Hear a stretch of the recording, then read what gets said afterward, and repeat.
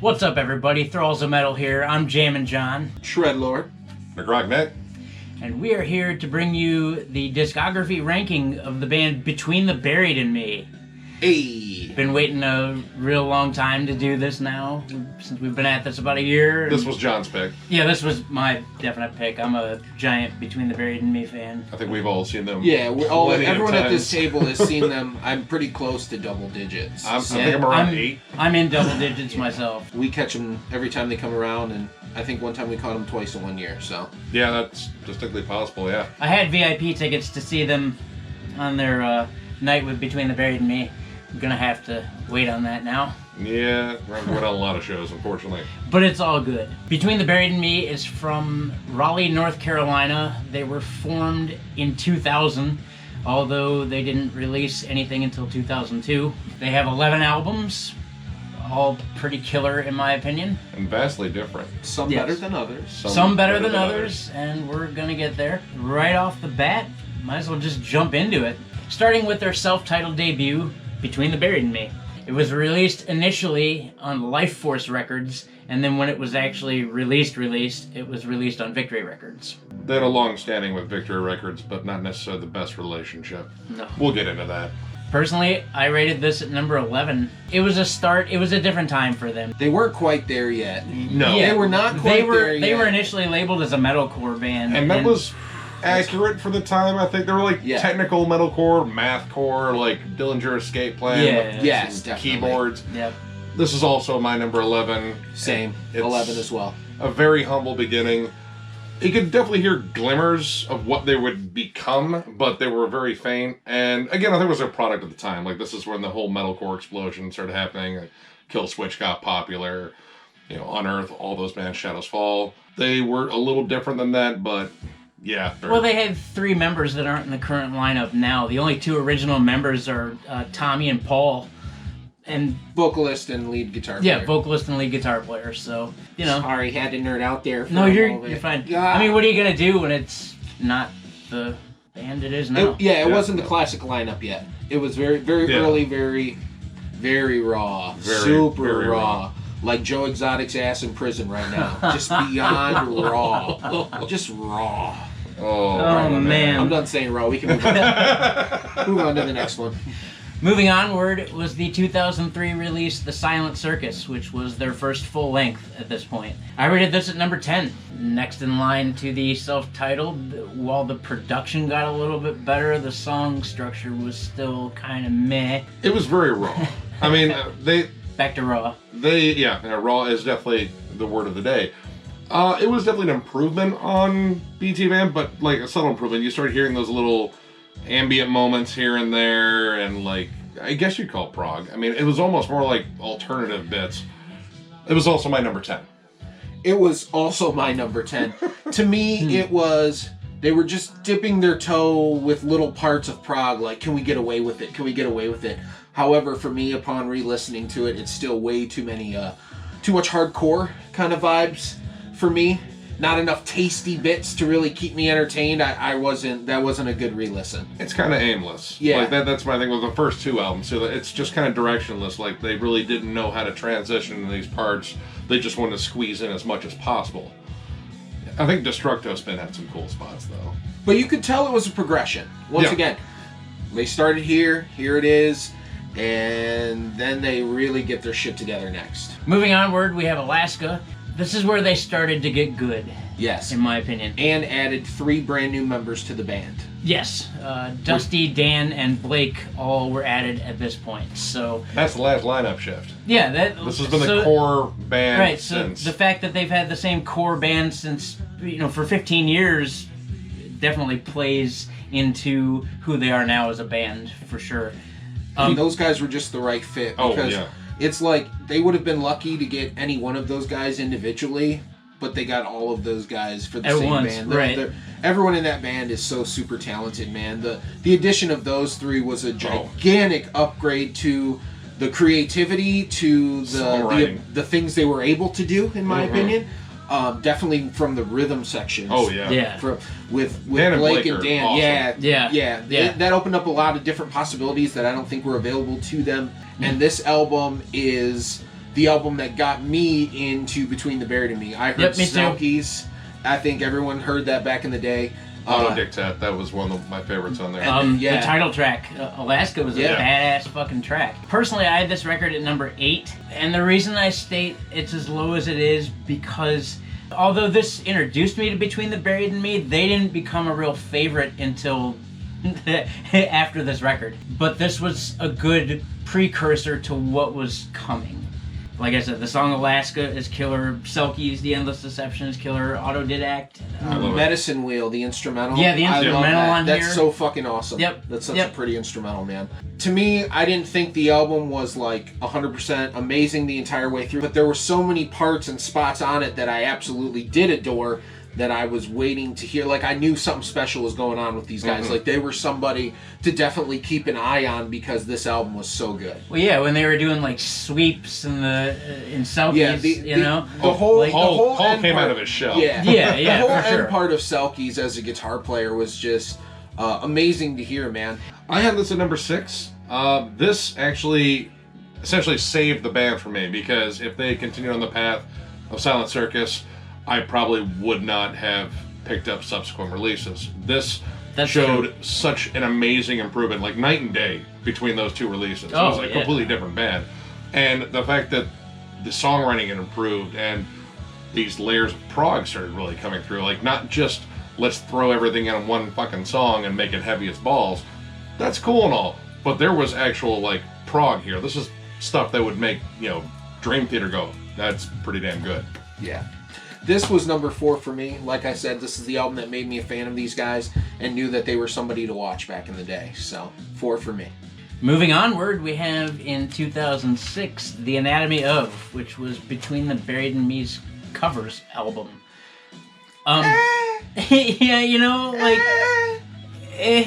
It was good. There were a couple of really good covers. Other than that, I didn't really care for it. I mean, cover albums are kind of, they scream kind of filler or intermittent release. I think if they would have waited and done it now, I think they could have done a lot of awesome songs a great amount of justice. If they had waited further in their career, this would have been definitely where they wanted to go. I had this at number 9. I had it at 9 as well. There's some cool shit on there, but... I also have it at 9. We've had a lot of the same. Yeah, well... Brilliant minds think alike. Blackened, Us and Them, and Malpractice by Faith No More. 3 of a perfect pair. And I like Little 13 just because it's an obscure Depeche Mode cover. But outside of that, I don't like their approach on The Day I Tried to Live. There's no reason to scream almost that entire song. I know he could have sang it. He just didn't. Right. And I kind of wonder about that choice. I didn't like their cover of Cemetery Gates either. I thought it was okay. It was alright. I wasn't crazy kind of about fudged parts of it, I noticed. As a Pantera fanatic, brother, I was not impressed. I mean, the Blackened cover, especially because they pretty much flat out eviscerated it. They turned it into like a fucking death metal song, and it worked. Yeah. But yeah, other ones, sometimes they miss. Well, no more misses happen because now we get to the album. Shit. We get to that real good shit. The album that I think everybody loves as a Between the Buried and Me fan, Colors. I think we all, had it number 1? Yeah, this is my number 1. This is everybody's number 1 album. This record I listened to non-stop for months. This never left the CD player in my car. And I still, to this day, I love White Walls. I will always love White Ants in Walls. the Sky, that's my go-to on there. I will always love prequel to the sequel. Yep. We've talked in the past about perfect albums, and this to me is absolutely without a doubt a perfect album. This album hits home for me on a lot of different levels, and in my opinion, this album firmly planted them on top of the mountain as one of the prog metal giants of the genre, man. They were tight. Yeah, I mean, at the time they were touring with Dream Theater, and Dream Theater called them the next Dream Theater. Yeah. I will go on record and say that they changed prog. They really did with this release, because you started hearing more extreme metal getting included in prog. That was kind of an odd thing that really didn't show up very much. I think they were the predecessors to newer prog metal. Oh yeah, definitely. Like, I mean, just nobody does it like these guys. No. This album is loaded with cool concepts, both lyrically and musically. Like, they wanted each song to embody a color, and by that, like, an emotion. So it was very heady, it was very cerebral.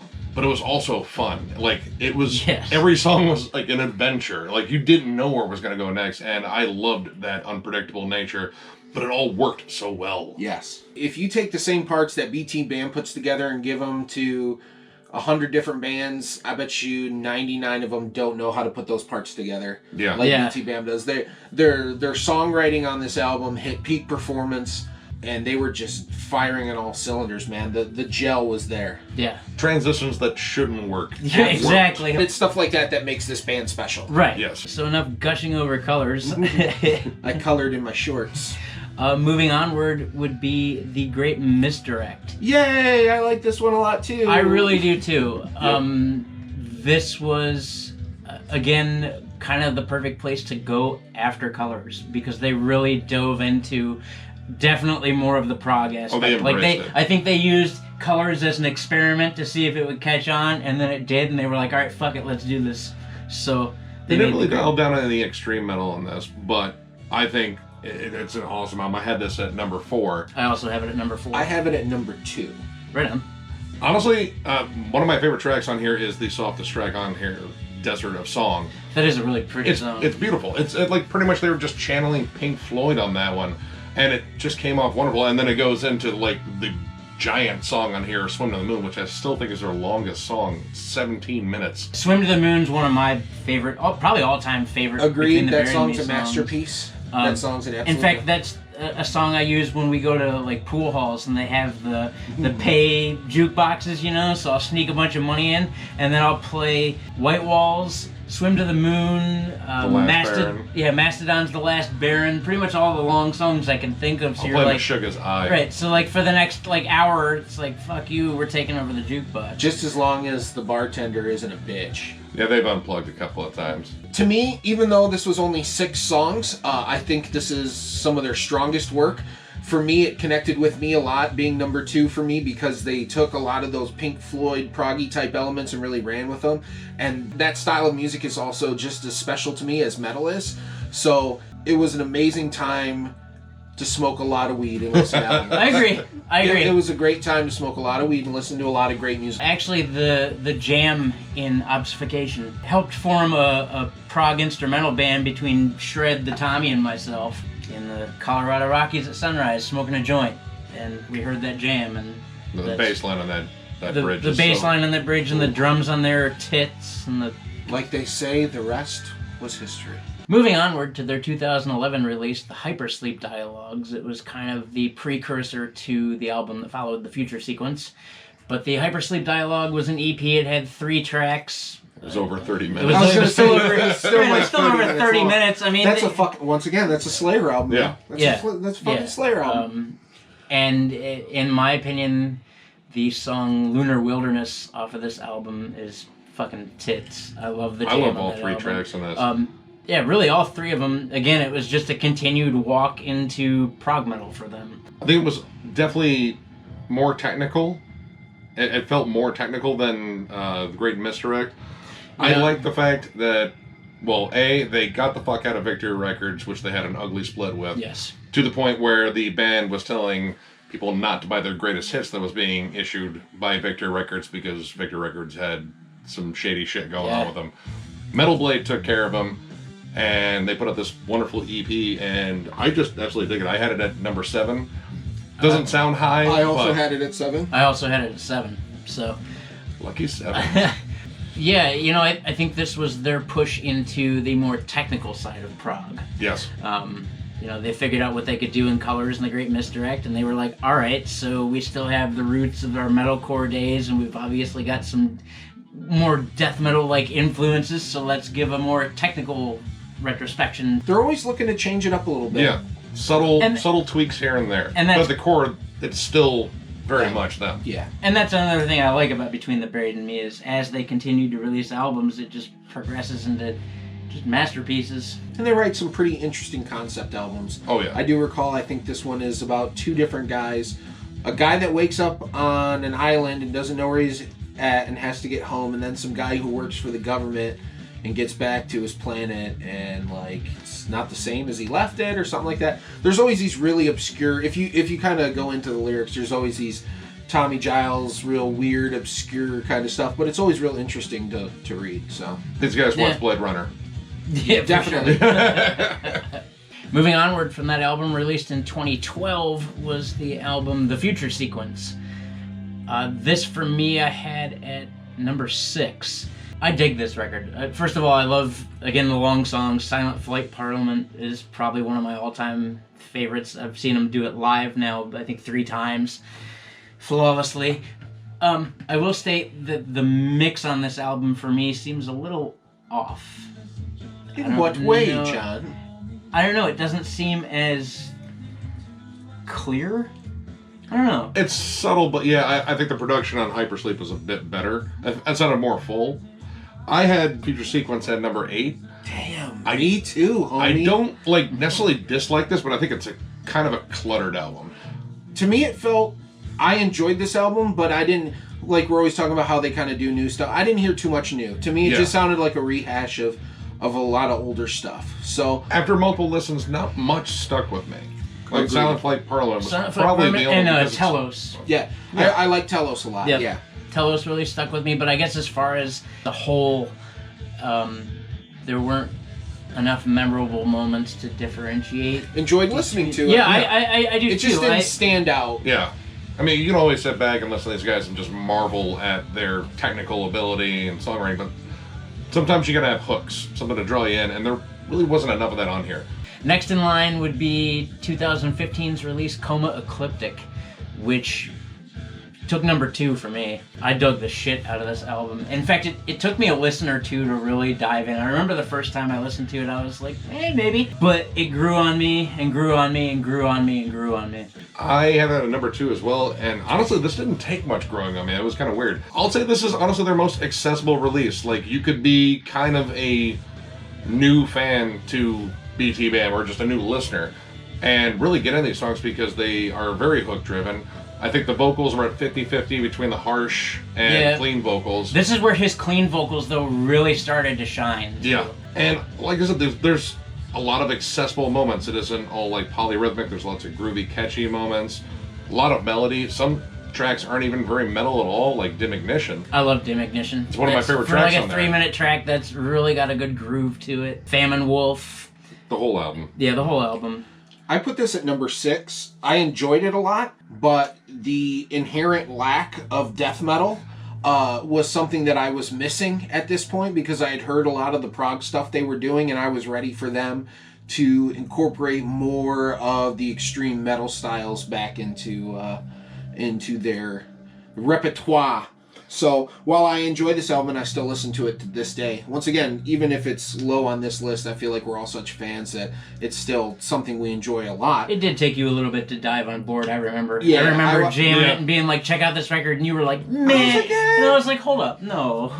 And it's super good. The more I listen to it, the more I like it. But I think at that point, I was ready for BT Bam to come back and fucking own it with a little more death metal, a little more extreme metal styles. Getting into the last 2 that we have to discuss, the first of 2 EPs, Automata I, came out in, March of 2018 or something like that? Think so. February, somewhere in there. I don't know. Earlier in the year, in 2018, for sure. We went to go see him live. No big deal. We've only done it. Right, no big deal. I've only 100 seen times. Between the Braid and Me live 12 times now or It's something 8 like that. or 9. So, not a big deal. Automata, number 1, I had it number 5. Albeit a great album, though. And again, when you get towards the, anything after Colors, it gets really hard to, I think, put in order for any of this. But Automata 1 came out and just kicked the shit out of everybody. Condemned to the Gallows. That song gave me a raging boner. I was like, yes. This is what I've been missing, man. It did bring back the extreme. This is what I've been missing. I needed this, man. And when I heard it, I compared it to, and it's still what I compared the second one to as well, is a kind of an even-kiltered mix between Colors and between Coma Ecliptic. Because it still had the clean, crisp sound of Coma Ecliptic, but it brought back the balls that Between the Buried and Me hadn't seen in a while. The song Blot. That song Blot is amazing. kicks fucking ass. The song Millions, for me personally, I love Tommy's vocals on Millions. I thought that kind of sounded a bit Radiohead-ish, but it really worked. I have this at number 5 as well. And yeah, I'll agree. It's 5 for me too, What? man. We're on a weird thing right now, man. Because we've all been fucking quarantined for a while. We were all fucking too much cabin fever. synchronicity. I think this is a real interesting one, mainly because they moved from Metal Blade to Sumerian Records. Now, Sumerian at this point isn't the Sumerian that we grew up with. Yeah. Faceless, Born of Osiris. Both those bands are still there, but most of their back catalog now, or in terms of newer signings, are more alternative rock. And they really don't have a lot of metal bands they actively promote as much as these other bands. No, and so it makes me wonder, like, what the hell happened at Metal Blade, because... Metal Blade generally gets a great rep from all the Yeah, bands. I would have thought that Metal Blade would have taken them further as far as touring and releases. And Corpse has been there for fucking forever for a shows. reason. They take care of people. Yeah. But it's an interesting little thing I just kind of wondered about. yeah, well, and maybe it could be too that they're trying to maybe do their own thing now. Like right now, they're pre-corona, they were doing their just an evening with them with no openers. Yeah, like which is so awesome. maybe they thought that on Sumerian they could get away with doing stuff like that. The last thing I'll add about this is, to me, that they felt inspired again. Like Yes. I felt like they were back and they weren't just phoning it in. And the Coma Ecliptic was amazing, but okay. Yep. Speaking of phoning it in, please pick up the phone for Automata II. Came out in later 2018. This was my number 3. This was my number 3. Again, Oh my god! Get the fuck Weird. out of my brain. right? Voice of Trespass. That's the That's most all I fun have to song say. they've ever written. I swear I- to God, that is so much fun to listen to every time. This whole album, it's only 4 tracks, but this whole album, it flows so well. And again, I like the fact that they brought back, with the proverbial bellow, I like the fact that they brought back a more lengthier Between the Buried and Me song, because prior to that song, they hadn't had anything over, say, like 9-10 Yeah. minutes since the Future sequence. Yeah. So they brought back their long songwriting technique, and I love all the tracks. They knocked it out of the park. I couldn't believe it. It was an actual improvement upon Automata I, which I really liked anyway. So this was definitely the nice thing to close with, as far as wondering what's going to come next. There's a lot of cool atmosphere on this album. I absolutely love that. And The Grid, I think, is another song that's absolutely amazing. Like, that has such a cool vocal hook throughout it. And there's a really cool, storytelling about, was it viewing people's dreams in theaters? Again, more Philip K. Dick fucking weirdness. But awesome album. I absolutely love it, and this gets me excited for any future releases, of course. Yeah, and my thought is now with most bands, since we all can't go anywhere and can't really do anything, my hope is that all these bands go and just write killer fucking albums, because they have nothing better to do right now. As with any BT Bam album, of course I'm going to give it a day in court regardless, and I have no doubts that coming off of the Automata collection, as we'll call it, I have no doubts that whatever they release next is going to be fucking titties. Which brings us to the close here of our great review of the Between the Buried and Me discography. Another one in the books. Yep. Fun Again, listen. all 3 of us are such great fans, and we're hoping that, during the time where no one in the world has anything to do, that bands like Between the Buried and Me take this time and maybe write another album, maybe? It'll probably happen. There's only so much masturbating you can do before you want to pick up the old guitar and start writing, I'm sure. So Right. I haven't reached that point yet, but anyway. it's coming. So, Ah! with the end of this discography, let's talk just real briefly about what we're doing next. So here. your boy Shredlord had a choice for the next discography, and being the whore that I am for Michael Ackerfeld, I chose the Opeth discography. Oh, my dear Lord. I am so ready to make these fuckers listen to all the Opeth, and can't wait to tell all you motherfuckers our opinions and walk you through I've listened to a lot of the Opeth. I listened to If a lot of it. anything, it's the really early Opeth Yeah. that I'm maybe a little blind on. There's But- 3 albums I can think of right now that could be number 1 on my list. So But seeing as how we literally just saw Opeth 2 days before they canceled, well, because he canceled for his fucking because throat. he was sick. Yep. And then they canceled for Corona. We just saw Opeth. So, if you liked what you saw here, please hit the like and subscribe button. We just recently hit over 1,000 and had our first giveaway, which was awesome. It was a large Cryptopsy hoodie that was super badass. We look forward to doing more giveaways here in the future and continuing to grow as a community. Thank you for all your support, guys. Until the next one. Peace. Later.